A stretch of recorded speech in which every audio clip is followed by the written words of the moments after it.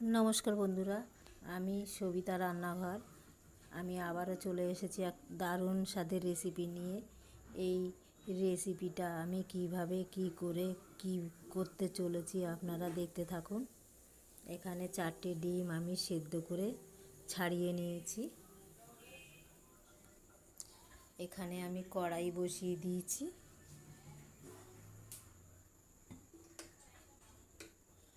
কড়াইতে দিয়ে দিচ্ছি তেল।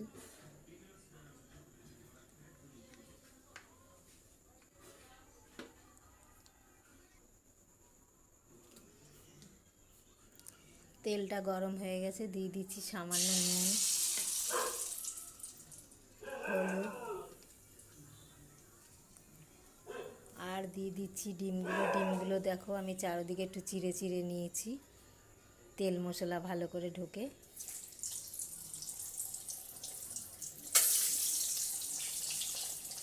প্রতিটা ডিমই আমি এরকম চিড়ে চিড়ে নিয়েছি।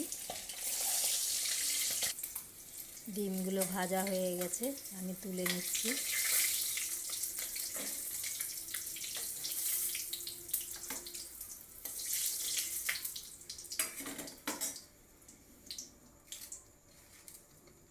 দিয়ে দিচ্ছি পেঁয়াজ কুচি,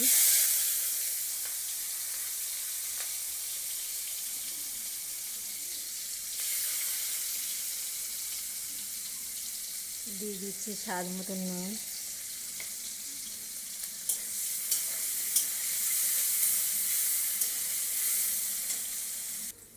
পেঁয়াজগুলো বাদামি রং হয়ে গেছে। এবার আমি দিয়ে দিচ্ছি টমেটো কুচি,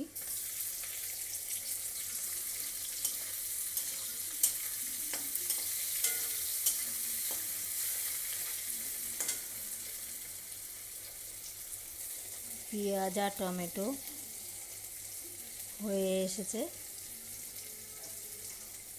আমি এবার দিয়ে দিচ্ছি হলুদ, আর দিয়ে দিচ্ছি লঙ্কার গুঁড়ো।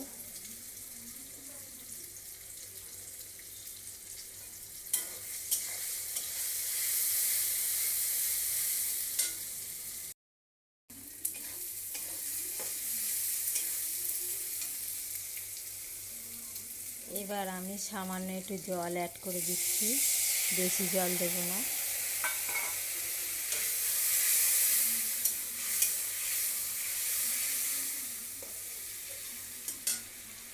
এবার গ্যাসটা আমি কমিয়ে দিচ্ছি।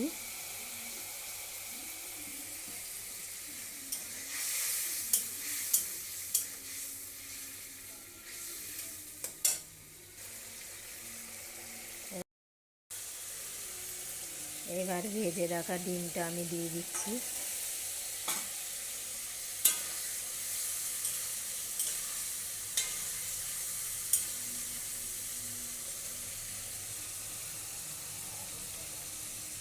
আর দিয়ে দিচ্ছি ধনে পাতা।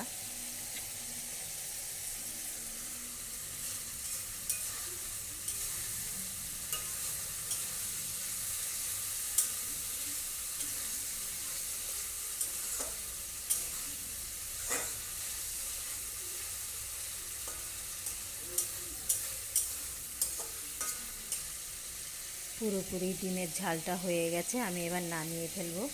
তা বন্ধুরা, আমার এই ডিমের ঝাল দেখে কার কার ভালো লাগলো সবাই লাইক, শেয়ার, কমেন্ট করবে। এর থেকে ভালো ভালো কিছু বানাতে পারি কিনা সব সময়ের জন্য চেষ্টা করব। আজকের রেসিপি এই পর্যন্ত, আবার কালকে দেখা হবে। সবাই ভালো থেকো, সুস্থ থেকো। আমি নামিয়ে ফেলছি। এই যে বন্ধুরা, নামিয়ে ফেলেছি। এই যে কত সুন্দর হয়েছে। আপনারাও এইভাবে খেয়ে দেখবেন, খুবই ভালো লাগে। মাত্র 2-3টে উপকরণ দিয়ে এই রান্নাটা একবার অন্তত খেয়ে দেখবেন আমার এই রেসিপি দেখে।